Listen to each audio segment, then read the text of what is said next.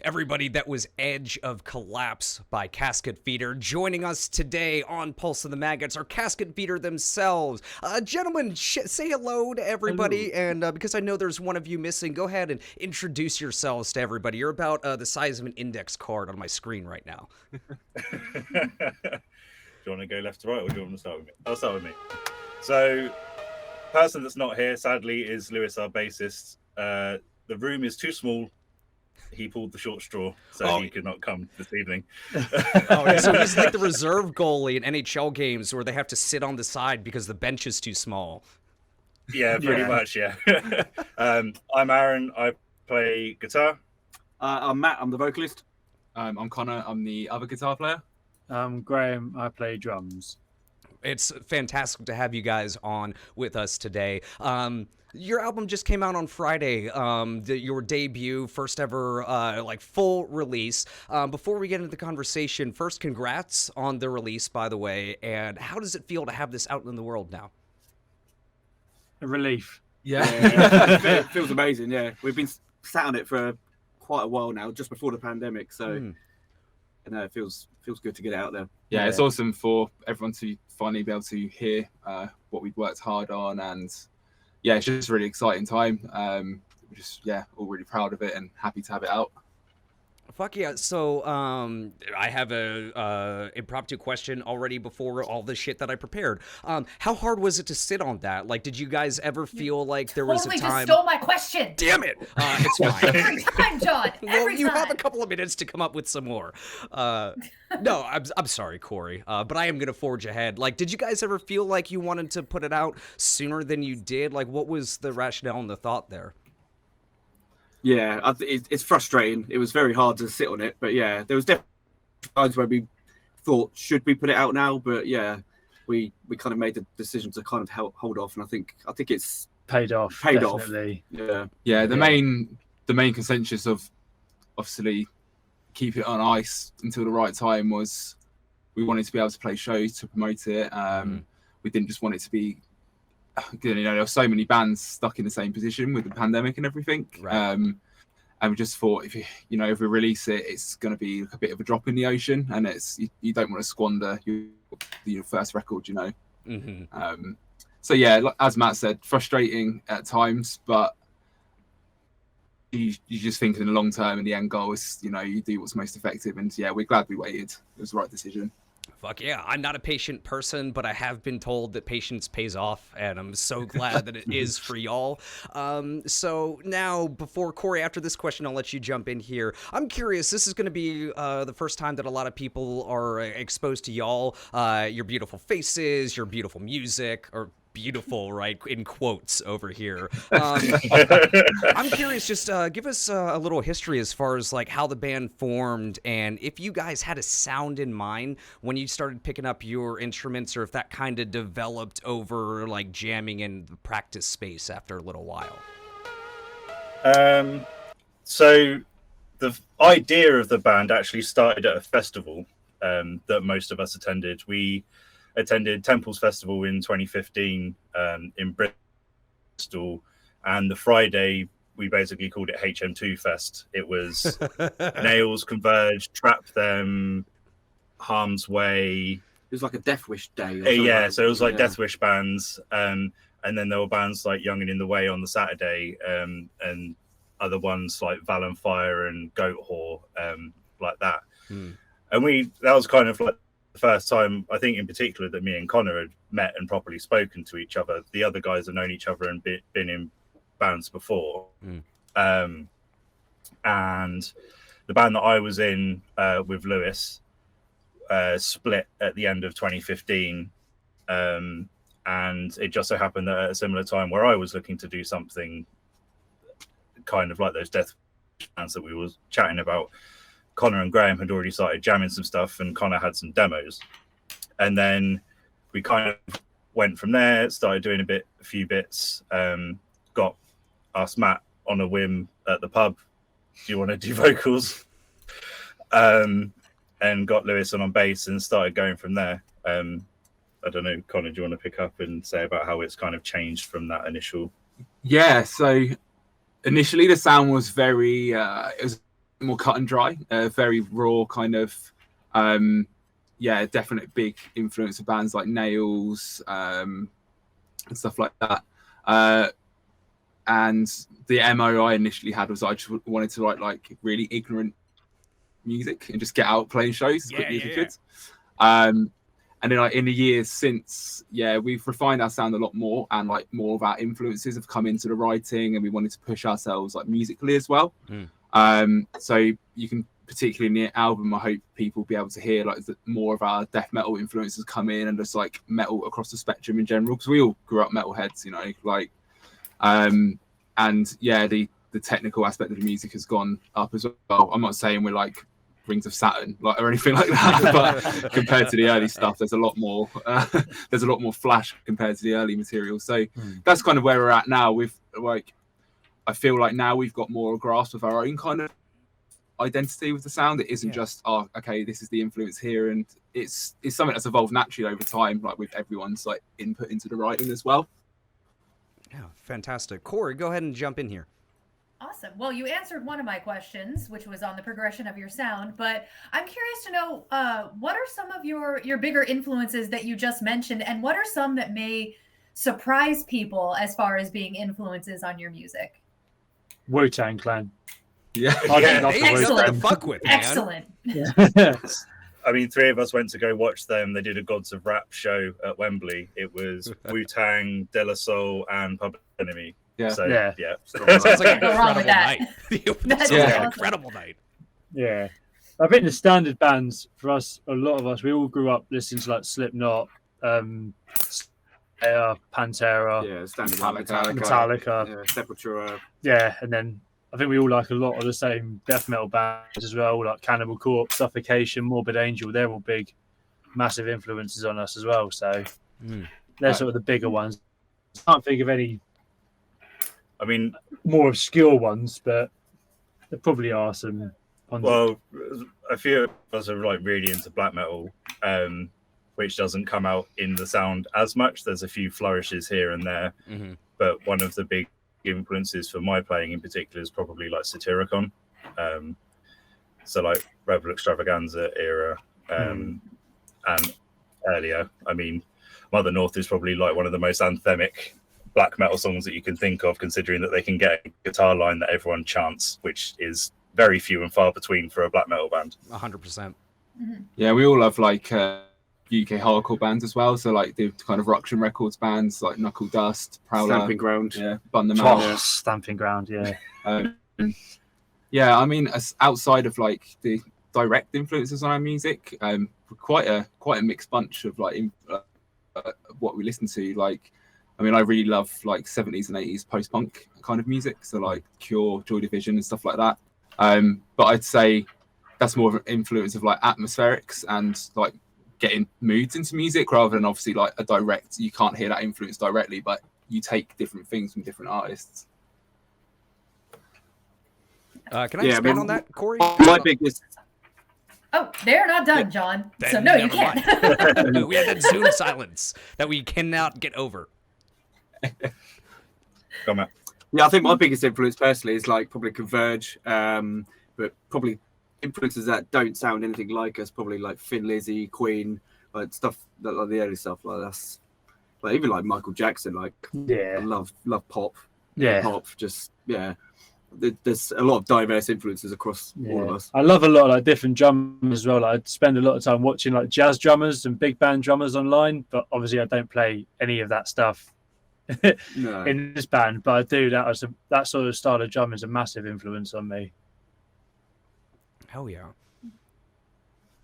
And if you want to expand on it, you can. I have a follow-up after you're done. Yeah, I just, while we were there, I was just curious, like you mentioned, like a murderer's row of bands that you guys are influenced by from all different genres. As far as on the extreme end, though, like what about extreme music, if you want to fit whatever like comes to your head under that umbrella of extreme music, what about that drew you in to the point that you guys decided, yes, we want to make bands that sound like this? I think like personally, so when I first really got into like music, so my gateway was like, it was kind of like the tail end of like new metal, I guess, because I've got into like listening to music off my own steam around 2001, 2002. I was like 11 years old. So the first record I ever owned was Hybrid Theory, and then I bought Infest, and then my brother gave me Iowa. So that was like the first 3 records I ever owned. And a couple of years after that, I just got like I got given a copy of Master of Puppets and just became obsessed with like thrash. I'm sorry, and we then have a remarkably similar start to our journey, my friend. Like, eerily similar. Who is this metal fairy that's just giving people all of these sick ass albums? I got handed 2 cassettes from my aunt, and that was it for like 10 years. You lucky bastards.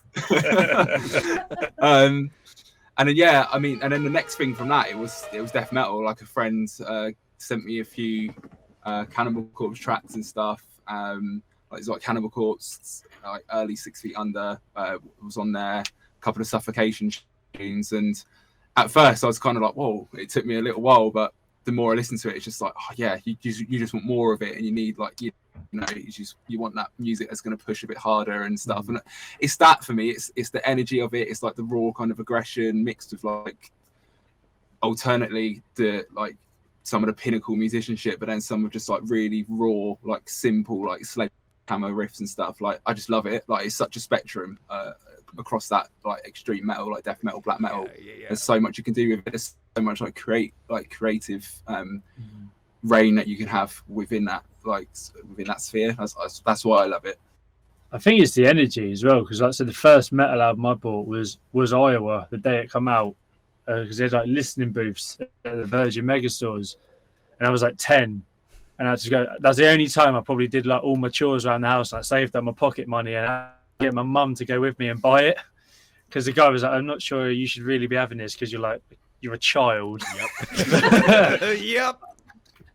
I was totally obsessed with it, and from there it was just like got into like System of a Down, Korn. But as soon as I heard like the death metal bands, I can't even remember how I heard them. It was like Suffocation and Deicide, and I just loved it. I wanted to go. I sort of skipped all that sort of like mid-noughties sort of metalcore sound, because I just forgot all about it, because I was just going straight down into death metal, and I just wanted to find the fastest and heaviest music, because I just found it so exciting. And it pissed everyone off who I knew. So it's a bonus for everything. Yeah. I came at it the other way. So when I was little, I listened to like ZZ Top when I was like 3, 4. And then growing up, bands like Madness and Deep Purple. And off the back of Deep Purple and John Lord's organ playing in particular, I got into like soundtracks and classical music. But then backtracking out of that, I then got into symphonic black metal. So, Dimmu Borgir, just kind of when Death Cult Armageddon came out. I then got into Dimmu Borgir, then Cradle of Filth, and then started kind of getting more into the black metal stuff. And then by the time I was like 15, 16, someone I knew whose dad made pirate CDs gave me Gallery of Suicide and None So Vile. So I became obsessed with the heaviness of Cannibal Corpse, and then kind of the style of Floyd Mornier's drumming in Cryptopsy. And then from there kind of progressed outwards, trying to find stuff that was heavier, basically. Yeah, I think definitely like Graham said, like the energy was what fascinated me. I think because I started playing drums at an early age. And I think just trying to learn blast beats, and not that I was any good, but like it just kind of fascinated me. And I think going through your teenage years, you had that whole sort of angst sort of feeling. I don't know, it just kind of worked quite well with that those sort of years. Yeah, you just want to hit things as hard as you can, basically. Exactly, yeah. Yeah. Cori, please take it from here. Okay, yeah, definitely. And so this is kind of going back into the album that just came out on Friday. You guys have, like John said, listed just like a litany of influences and how your style has progressed since your EPs. What are some of the things you're either like most excited about that are new on this album that you were really excited to try, or something that, you didn't think quite would work, but definitely ended up working that was new from all these different influences and all this progression in your sound? Cheesy fucking leads. Yeah. Yeah, there's a lot of melody on this album, isn't there? Like compared to like our earlier stuff. Mhm. I think there's more sort of like technical leads. I think we tried to write actual songs as well, rather than just yeah, like focus more on the fired actual riffs at it. structures. Yeah, that was a big thing, like Yeah. using more without trying to just shoehorn it in, but using more hooks, whether that be like a riff or a particular refrain. Like we really wanted to push like our songwriting, because even if you are an extreme band, like songcraft is important, and it's really easy just to rely on like a barrage of riffs, but there's not much to be, that gets lost after a while.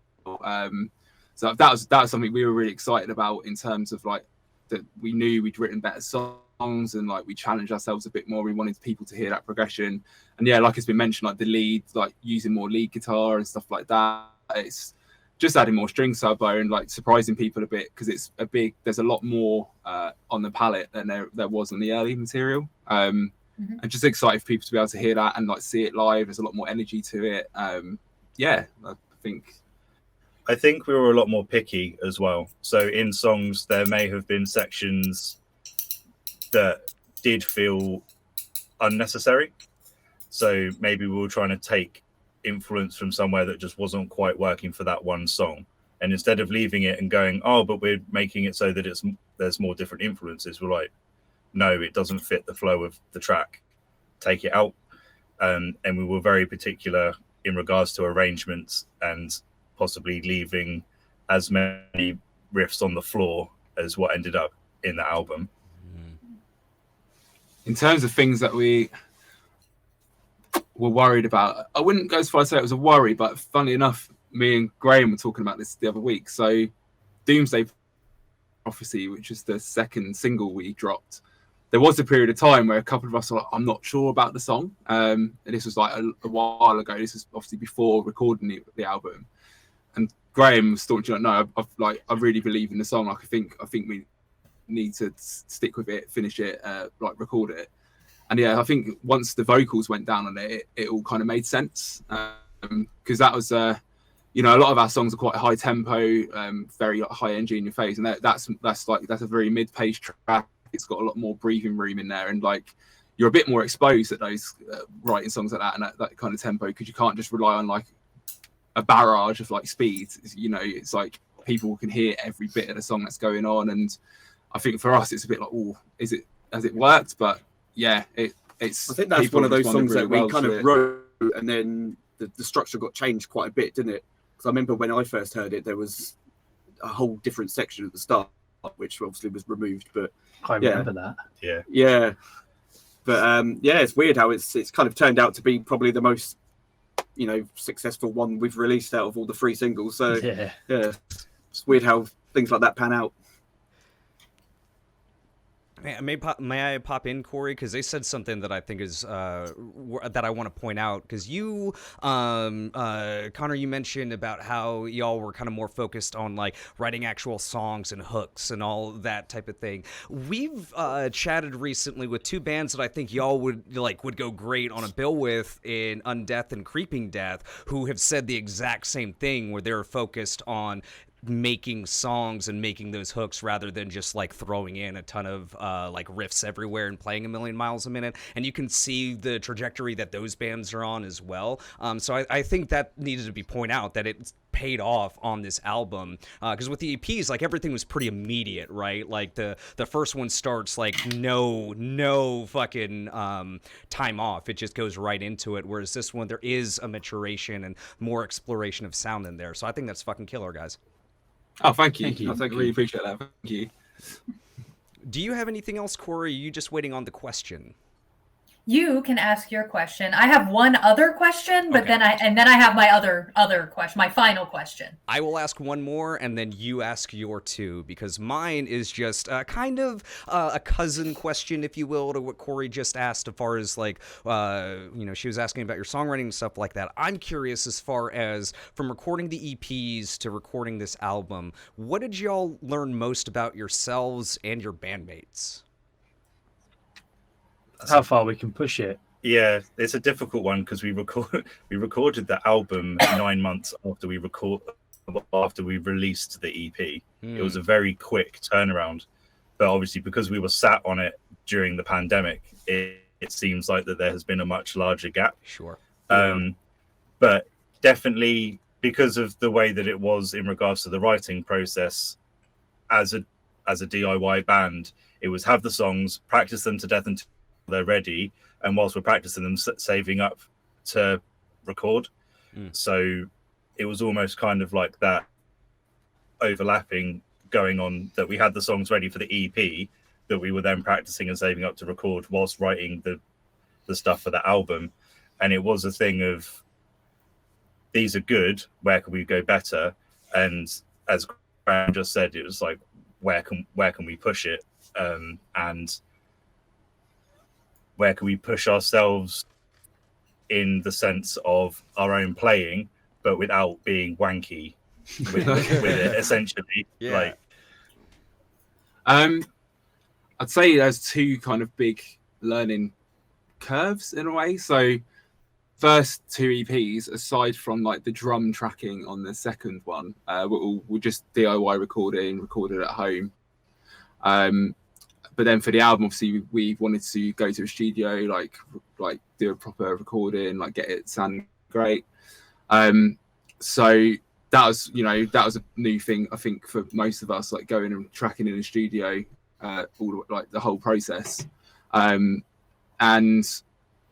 we're really close as friends and as a band anyway, but I think that made us so much closer because we tracked the album in like 4 or 5 days. We stayed over at the studio as well. Yeah, like, we literally slept in the control room on the floor. Like we're doing like 12, 13-hour recording days. Like, got to say, shout out to Stu McKay, the producer, like put in like really long days with us. It's usually like an 8-hour day, but he gave us so much more extra time because we were there to like kind of work hard.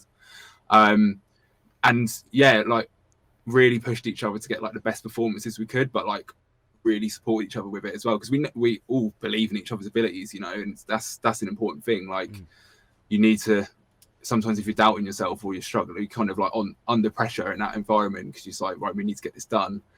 It can throw you sometimes. So there's a lot of camaraderie there. Like everyone stuck around for like everything, like to help each other through the parts and just like, keep the morale up and stuff. And yeah, I just think, when you're in an intense experience like that, and you're in you're in a confined space for a long period of time, it's like that's make or break. You kind of know then whether you can stick it out with these guys. And touring, that's a bit like that, but at least you can like go off and do your own thing a little bit. But yeah, it was cool. We're really fortunate. We've never had any like dramas in the band. It's been the same lineup since we started and everything. So like quite lucky in that sense. But yeah, I'd say we learned a lot about recording process and a lot about ourselves and like each other, really.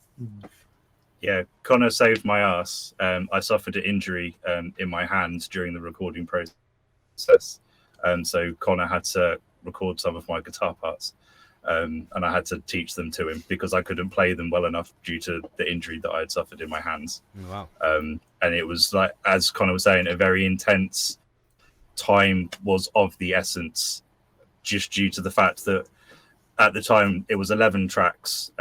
We whittled it down to 10, and the one that didn't make it on the album was released last year as a single. And yeah, it was 5 days to get the entire lot done, and it was like, well, there's no time for me to recover, so I need to teach Connor some of my parts that I can't play just due to lack of dexterity. And that was like we got to suck it up. That could have been an argument right there, out of control, but it could have just descended into nastiness, and it just didn't. It was supportive all the way through. Love hearing that, guys. All right, and for my last question, you guys sat on this album for a while, but now it's out and shows are kicking off and things are moving forward. What are you most looking forward to, like over the next year into 2 years? What's on the horizon, and what are you looking forward to? On the horizon is the sort of launch show on Thursday, the 26th in London. I think from there it's just hopefully, from use this album as sort of like make the sort of next step up to sort of playing sort of the next step up in terms of venues and hopefully step up in terms of what bands we can play with. And then hopefully getting on some like few tours here and there and seeing how far, try and grow as much as we can before we get the next album out. Yeah, I think just play as many shows as we can, really. I think because we've had so much time out, obviously throughout the pandemic, I think, just getting out, playing as many shows as we can, and then just take the band to the next level. That's kind of the aim that we're focusing on. Yeah, now the album's out, the world's our oyster, as it were, because there is a body of work that is up to date and with the sounds that we are now, that people can hear and take us on in regards to playing shows and everything like that, and hopefully push us forward. And we're already looking on towards the next album in regards to concepts and demos, because a few of us have our own home recording studios. I mean, we're sat in one at the moment, and that's how we demo everything out as a band. And that process has already started. So we're already looking ahead to the next record. That's it. It's like we kind of, in a sense, like lost a year and a half, 2 years. So we're just really hungry just to like push forward. Yeah. Like don't take any time for granted, basically. 100%. We've heard plenty of bands that are like, we recorded our album in 2019 and it didn't come out until end of 2021. We already have 2 more albums ready to go after that. Yeah, it feels like now the record's out, it's kind of like it's a clean slate now. It's filled with new ideas to kind of like rush through, and it feels good. Like obviously it's going to be great to like take those songs live and for people to hear them, some people to hear those songs live for the first time. But then for us, like creatively, it's like get the engine, like keep the engines running and just kick it into the next one. Like, as Aaron was saying, we've already got some demos down, some concepts floating around. So, and we just want to push it further for the next record, just challenge ourselves again. We don't want to repeat ourselves, We want to grow our sound as much as we can and just see, we want to surprise ourselves as much as anyone else. Awesome. All right, and now for the final question, the most important and career-defining question you will probably ever be asked. Oh, fucking hell. What is your favorite dinosaur? T-Rex, has to be. Has to be. Didn't even hesitate. That was no hesitation on that one. Bloody little arms, though, isn't he? Just got one, just swings his head round and smashes everything, eats everything. Great. Is it? I like the fact now that they could potentially have feathers. So just this massive thing going around with feathers is great. It's a huge turkey. Yeah. It's Brontosaurus with long neck. Yeah, or Diplodocus. Or Yeah. is it? I like is that. Megalodon technically This a one. dinosaur? Hey. Yeah, I'll go. Yeah, I have one. Long neck, Amazing. just like chilling and eating. It's a bit like me. It's cool. What's that one that basically is like a mad rhino? Oh, I don't know. Stegosaurus, With the like little. He's got like the mad thing of horns around the and the big horn at the front. Oh, Triceratops. Triceratops. Oh yeah, Triceratops. Yeah. Triceratops. I'll go with that one actually. I'll just call it a mad rhino. I think that's the scientific term. Yeah. Hilariously, it's my partner's birthday today, and I bought her a T-Rex themed birthday card because she's got a dinosaur cardigan that she wears all the time. And it said, "I hope you have a T-Rex-cellent birthday." And I rolled my eyes when I bought it, and she rolled her eyes when she saw it. So mission accomplished. I wonder why you guys work so well. Yeah. Mine is a Velociraptor with the caveat that it is the Jurassic Park Velociraptor, not a real one, because the real ones are about a quarter of the size of the Jurassic Park ones. Also have feathers. And also have feathers. They use them to turn. They made a theory that the ones on their arms, they use them to help them turn quickly. That's so fucking insane. They use them like little aerosols. Yeah, I think I'll go for Triceratops. Yeah. I can't think of any others. So many. It's only 200 million years of history. Yeah. You've had time to learn all the dinosaurs, man. Come on now. We need a chart that we could just pull it up on screen. Just point to your favorite dinosaur, everybody. We should do that. Get on it, Corey. I'm going to be gone for a couple weeks. You've got time to do some shit. All right. I'll make a chart. Y'all, it has been excellent talking with you, Aaron, Matt, Connor, and Graham. Thank you so much for coming on the show with us today, and congrats on the album, everybody. The band is Casket Feeder. The name of the album is Servants of Violence. It is out right now. Gentlemen, enjoy the rest of your week, y'all. Congrats on the album. Thanks for being here.